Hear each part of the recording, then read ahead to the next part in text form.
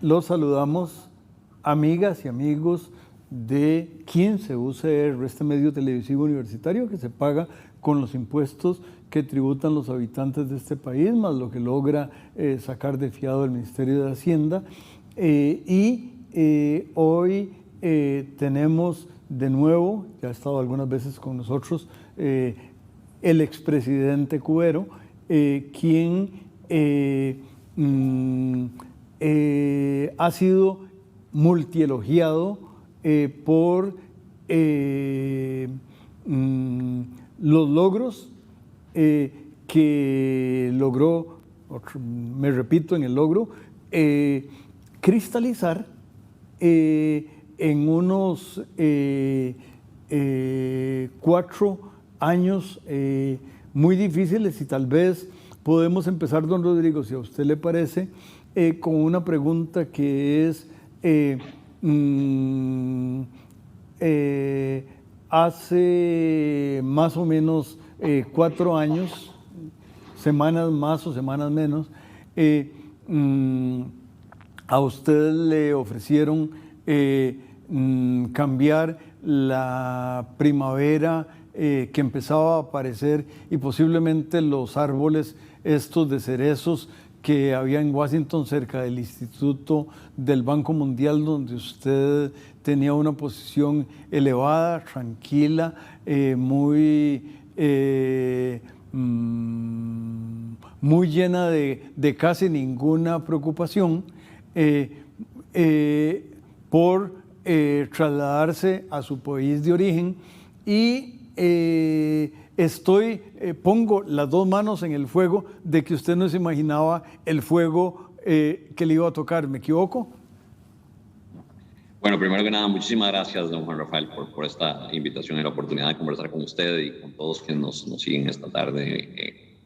en el programa Economía y Sociedad. Pues sí, la verdad, don Juan Rafael, no era del todo previsible que íbamos a tener 4 años de crisis sucesivas. Era, eso sí, enteramente sabido por cualquiera que tuviera algún conocimiento de la situación económica de Costa Rica, que el país atravesaba en ese momento, y me refiero a agosto del 2018, pues yo me uní 3 meses después del inicio del gobierno, o 2 meses y medio después del inicio del gobierno, el 1 de agosto del 2018. Era muy claro que el país atravesaba una muy difícil situación fiscal. Eso sí, lo tenía yo también totalmente internalizado, pero no... pero perdón, déjeme interrumpirlo ahí. Nos podíamos imaginar que venía una pandemia, ¿verdad?, después de eso. Pero además, estoy seguro que durante la primavera, mientras usted finiquitaba sus cosas en Washington, no se imaginaba que usted iba a ser el primer presidente que le iba a pedir a su junta directiva que aprobaran las letras del Tesoro. Eso estoy seguro que no le pasó por la mente, porque la situación era mala, pero no tanto. Así es, ¿O me equivoco? La situación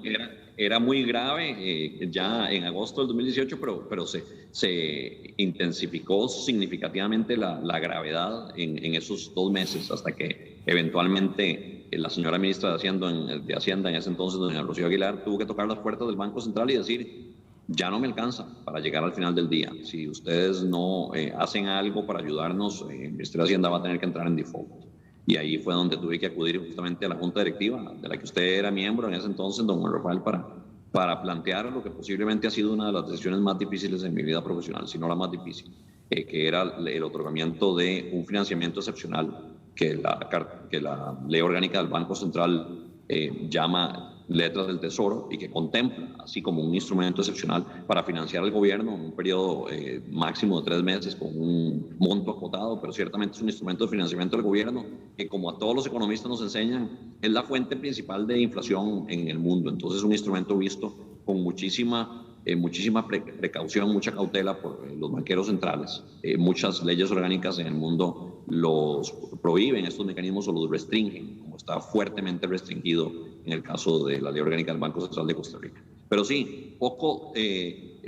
imaginable en ese momento, y ciertamente cuando le dije sí al señor presidente o expresidente de la República, don Carlos Alvarado, quien me honró con esta posibilidad de venir a Costa Rica a ejercer la presidencia del Banco Central, poco previsible que íbamos a llegar a una situación de estrechez de liquidez tal que el Banco Central tuviera que darle al gobierno ese financiamiento,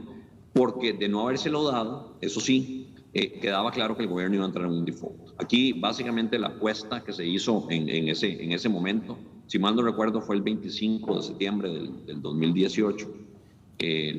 la apuesta que se hizo es que el gobierno tenía la posibilidad con este financiamiento de atravesar los 2 meses y medio más o menos que faltaban para la aprobación, 2 meses y medio que faltaban para la aprobación de la ley de fortalecimiento de las finanzas públicas,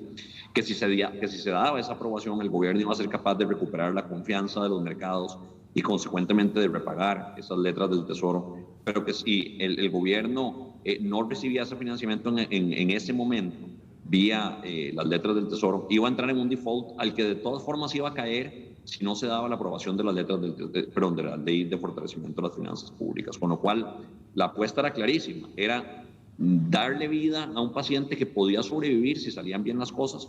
o matarlo en ese momento, cerrándole al gobierno la opción de que tal vez sí pudiera sobrevivir. Bueno, afortunadamente, la ley de fortalecimiento de las finanzas públicas sí se aprobó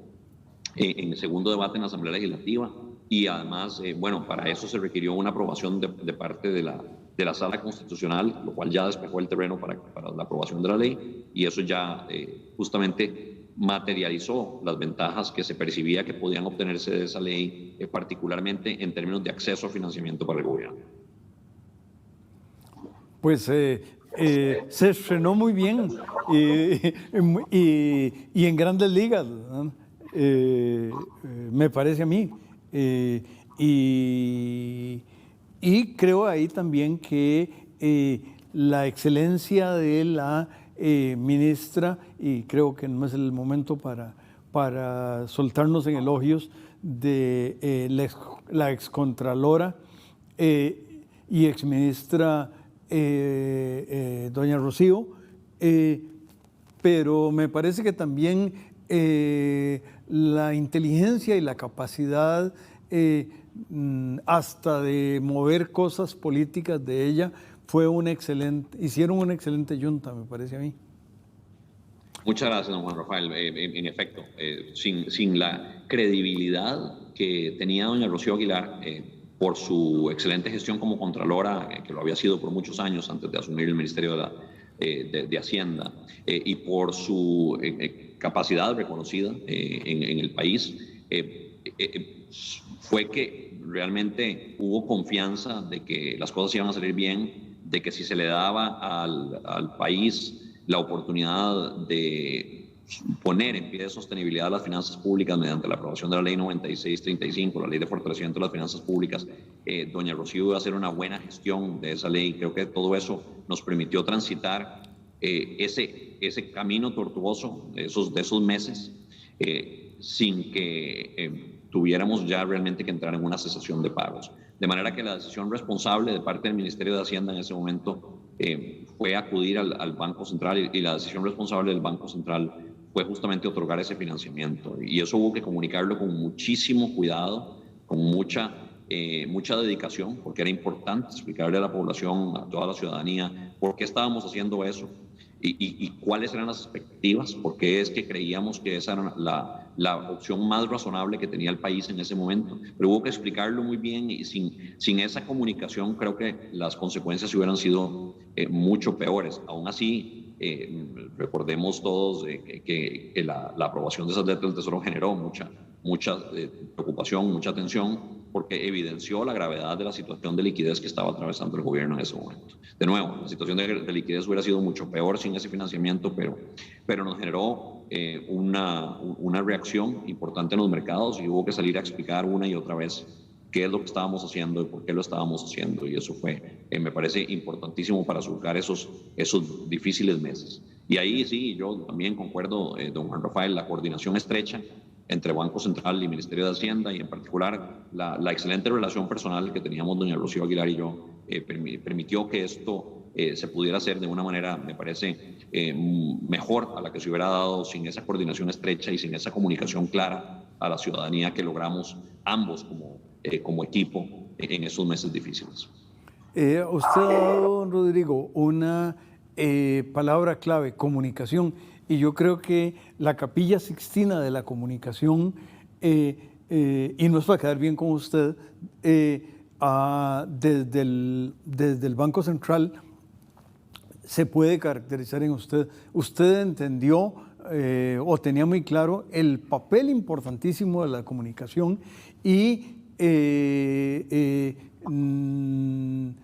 yo creo que ni siquiera mi maestro, el habilísimo don Eduardo Lizano, tuvo la capacidad de comunicar también, porque en primer lugar usted habla más claro que él habla y se lo admiramos mucho, cómo dice cosas que una hora después uno se, lo que me dijo Eduardo, no, usted comunica con claridad y además entendió el papel fundamental de la banca central moderna, que pasaba por la línea de la comunicación. Y creo que fueron, empezando por ese tema, 4 años de excelente comunicación y de crear instituciones de comunicación. ¿Me equivoco? Sí, señor. Justamente cuando llegué yo a la presidencia del Banco Central, uno de los objetivos prioritarios fue fortalecer el régimen de metas de inflación y en general la formulación y comunicación de la política monetaria. Y en este último punto, el de la comunicación, pusimos particular énfasis. Es decir, era muy claro que el país necesitaba una presencia fuerte del Banco Central en explicar lo que se estaba haciendo, por qué se estaba haciendo, las políticas que seguía el Banco Central, también las políticas que seguían otras partes del equipo macroeconómico, para que se entendiera la coherencia que se quería dar en una visión de restablecer lo que en ese momento estaba fuertemente maltrecho, que era la estabilidad macroeconómica por vía de las dificultades fiscales que el país venía atravesando. Entonces, sí, cuando se llegó al equipo económico, me refiero a los que estábamos básicamente en el equipo macroeconómico, que éramos doña Edna Camacho, coordinadora del equipo económico, doña Rocío Aguilar y yo, teníamos absoluta claridad de que el pilar número 1, punto medular de la agenda macroeconómica en el corto plazo, en los siguientes meses, a partir de mayo del 2018, iba a ser el restablecimiento de la sostenibilidad fiscal, y eso iba a requerir una reforma fiscal. Entonces, a partir de ahí, empezamos a comunicar con claridad esa reforma, y las reformas que seguían, una vez aprobada la ley 9635, iba a ser absolutamente esencial abocarse a buscar financiamiento externo para el gobierno, para poder reducir el peso del gobierno en el mercado de financiamiento doméstico y además para abaratar el costo de la deuda, es decir, conseguir financiamiento en condiciones favorables de tasa y plazo. Digamos, todo eso quedó muy claro al inicio y se comunicó claramente, pero más directamente en el rol del Banco Central, la comunicación de la política monetaria fue una prioridad estratégica al llegar yo a la presidencia. Don Rodrigo, vamos a pedirle al canal que nos invite a regresar. Muchas gracias.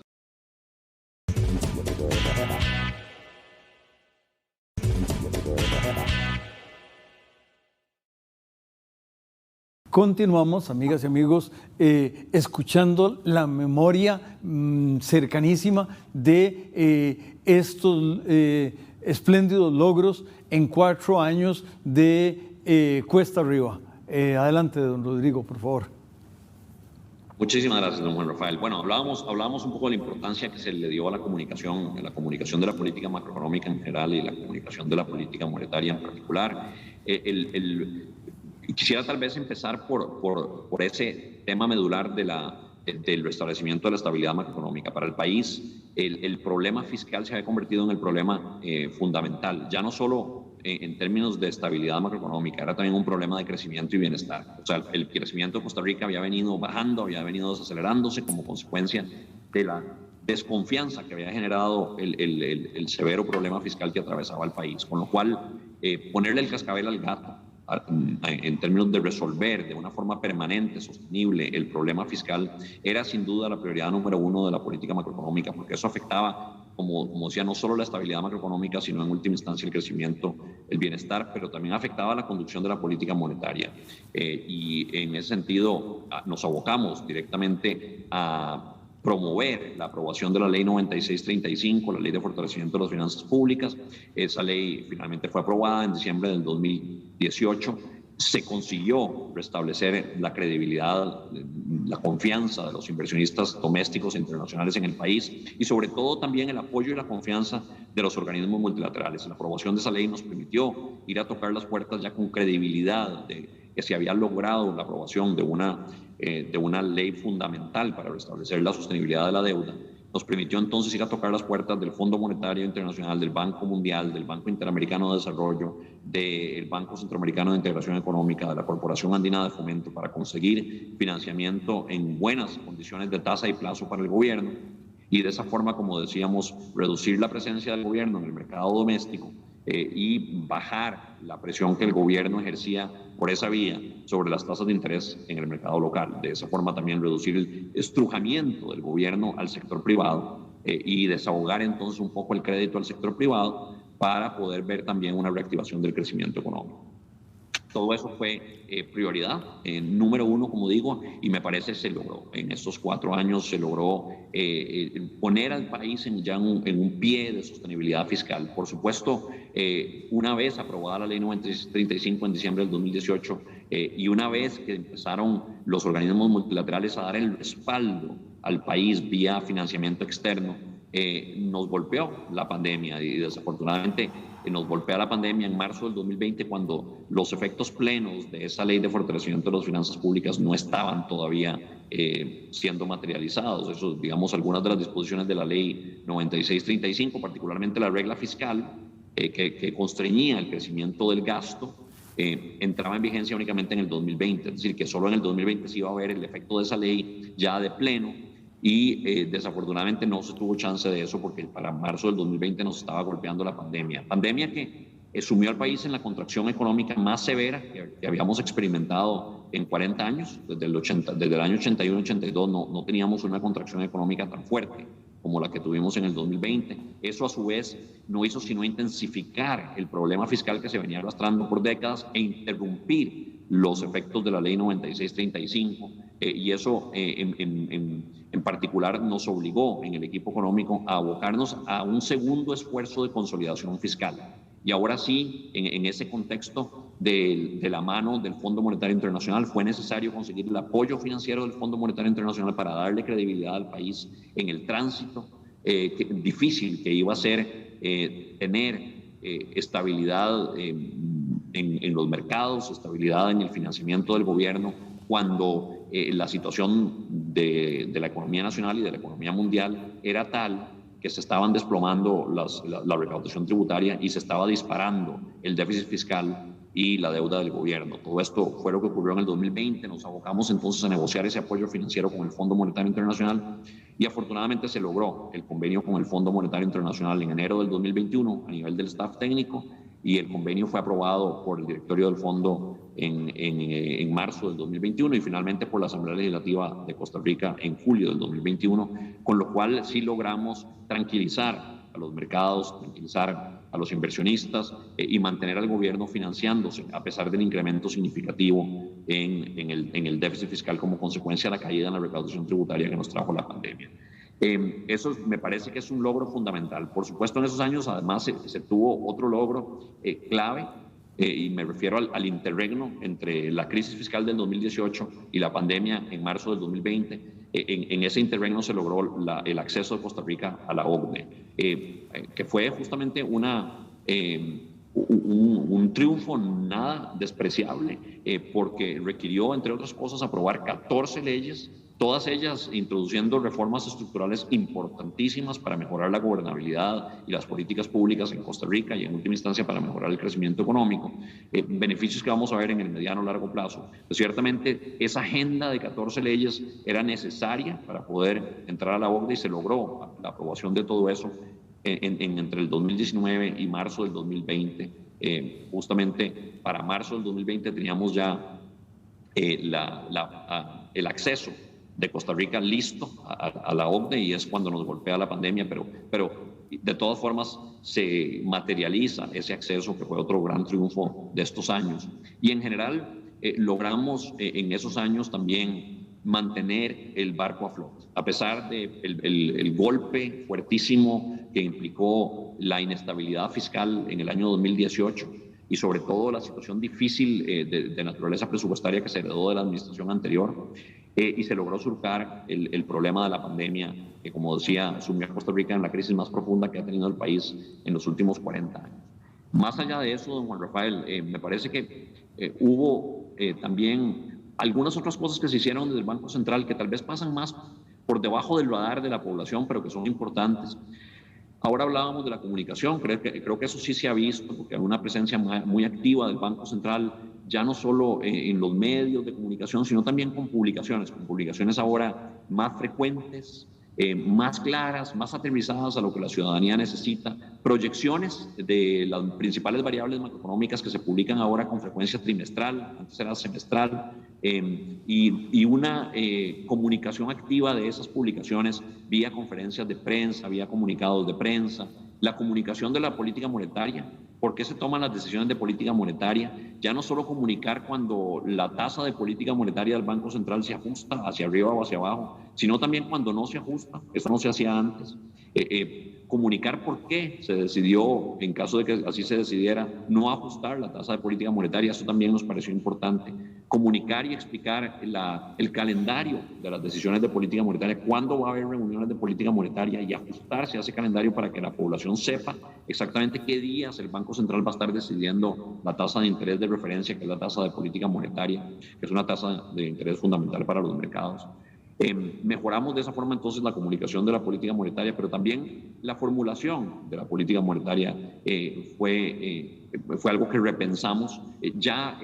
Nos dedicamos, y usted estaba activamente en la junta directiva cuando yo asumí la presidencia del Banco Central, a formular la política monetaria en una forma explícitamente prospectiva, más concentrados en el pronóstico de inflación que en la situación de inflación hacia atrás, conscientes de que la política monetaria actúa sobre la inflación con un rezago y que consecuentemente lo que debería orientar a la decisión de política monetaria de hoy no es la inflación de ayer, sino la inflación proyectada de dentro de un año y medio. Eso es lo que realmente hemos venido haciendo y comunicándolo hacia la población, dándole entonces importancia al pronóstico de inflación y de hecho al gráfico de abanico alrededor de la inflación, que muestra no solo la tendencia central proyectada para la inflación, sino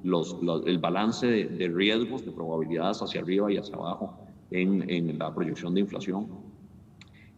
Profundizamos mucho lo que tuvo que ver con la mayor flexibilidad del tipo de cambio. El tipo de cambio ha sido mucho más flexible en estos 4 años que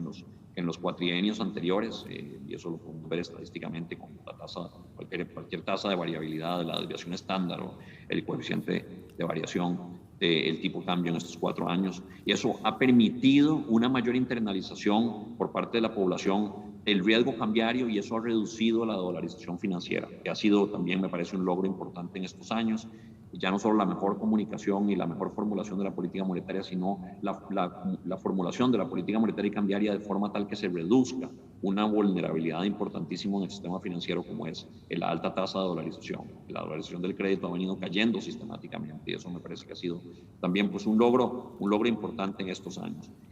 También hubo, me parece, un énfasis importante en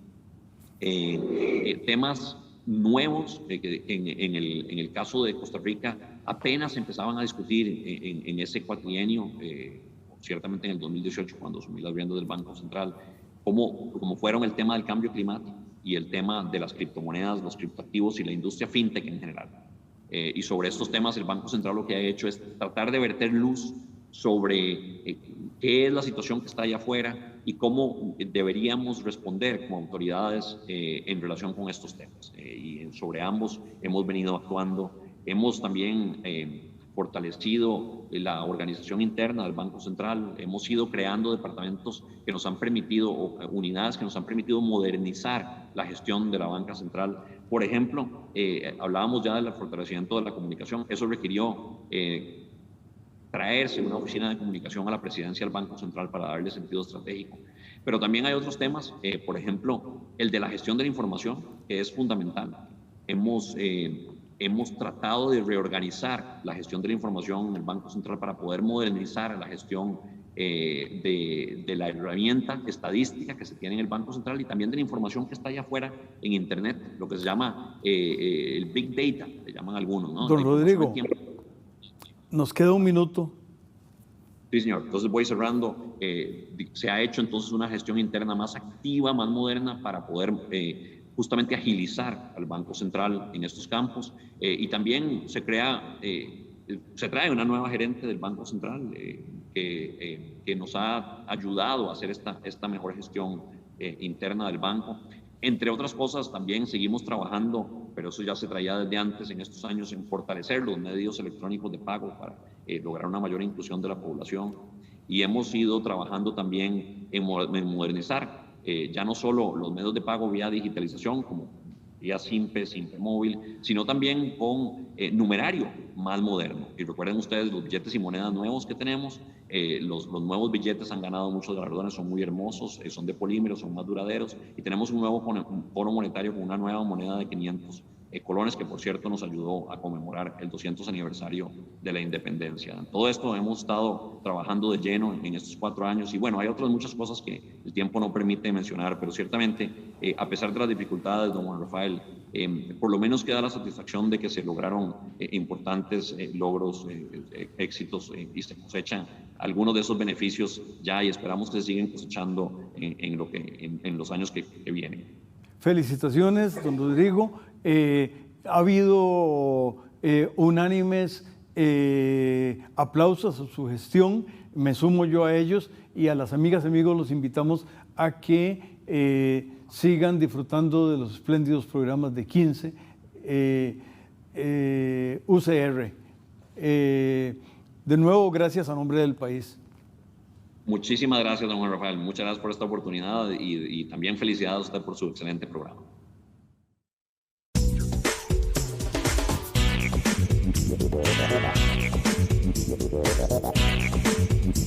Thank you.